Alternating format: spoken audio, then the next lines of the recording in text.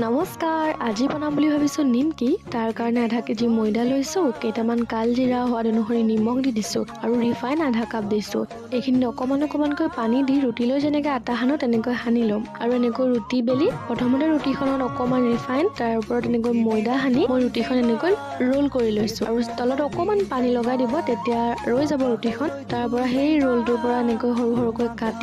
কাটি লৈ মই পাতলকৈ বেলি লম আৰু আজি মই এনেকৈ কেৰাহীতে বনাম তাৰ কাৰণে দুখন এনেকৈ চামুচ ল'ব লাগিব আৰু আগতেও এটা লং ভিডিঅ' দিছিলোঁ সেই লং ভিডিঅ'টোতো প্ৰচেছটো বেলেগ আছিলে আৰু এইটো প্ৰচেছটো অকমান বেলেগ দুই এবাৰ প্ৰেক্টিচ কৰিলে এইটো আহি যাব এনেকৈ বনালে ভিতৰটো ধুনীয়াকৈ সিজি যায় আৰু খাবলৈও মচমচীয়া হয় বেদনা গভীৰ সীমা আকাশলৈ দূৰ সীমা